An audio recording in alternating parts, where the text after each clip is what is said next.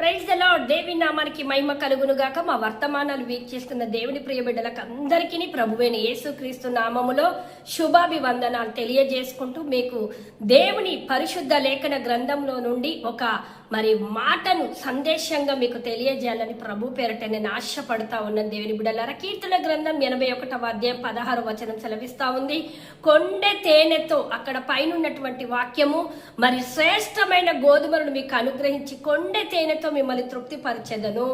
తేనె అనే మాటను అక్కడ నన్ను ఎంతో ప్రభావితం చేసింది. దేవుని బిడ్డలారా, తేనెకు ఉన్నటువంటి లక్షణాలు మీకు 2 మాటలు తెలియజేయాలని నేను ఆశపడుతూ, తేనె ఫంగస్, బ్యాక్టీరియాను ఎలాంటి క్రిములనైనా చంపేటువంటి శక్తి తేనెలో ఉంది. మొదటిది.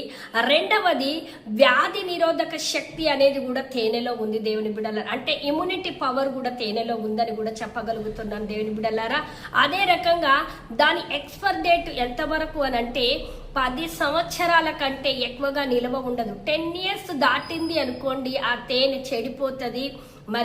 దాన్ని యూజ్ చేసినా కూడా అది వర్కౌట్ కాదని కూడా మీకు తెలియజేస్తా ఉన్నాను. దేవుని బిడ్డలారా, చూడండి, ఈ లోకంలో దేన్ని తయారు చేసినా అది ఒక మెడిసిన్ కావచ్చు, ఒక వస్తువు కావచ్చు, ఒక పదార్థం కావచ్చు, ఏ దానికైనా ఎక్స్పైరీ డేటులు ఉన్నాయి. కానీ దేవుని వాక్యం అంటా ఉంది, కీర్తనకారుడు అంటా ఉన్నాడు, నీ వాక్యము తేనె కంటే మధురమైనది. ఆమేన్. తేనె కంటే మధురమైన వాక్యము దాంట్లో ఉన్నటువంటి లక్షణము మీకు తెలియజేయాలి. దేవుని వాక్యము ఎలాంటి వ్యాధిగ్రస్తులనైనా బాగు చేయగలదు. ఆమేన్. నువ్వు ఏ బలహీనతలో ఉన్నావో, ఏ వ్యాధితో ఉన్నావో, ఏ మానసిక ఒత్తిడితో ఉన్నావో, దేవుని బిడ్డలారా, ఈ రోజు దేవుని వాక్యము నీ శరీరాన్ని తాకబోతుంది. ఆమేన్. అదే రకంగా దేవుని వాక్యం సెలవిస్తా ఉంది. దేవుని బిడ్డలారా, తేనె 10 years ఎక్స్పైరీ డేట్ అని చెప్పాను, కానీ దేవుని వాక్యానికి మాత్రం ఎక్స్పైరీ డేట్ లేదని ప్రభు పేరట తెలియజేస్తూ, అది నిన్న నేడు ఏకరీతిగా ఉండే వాక్యం అంట. వాక్యము సజీవమైనది, వాక్యంలో శక్తి ఉంది. ఆమేన్.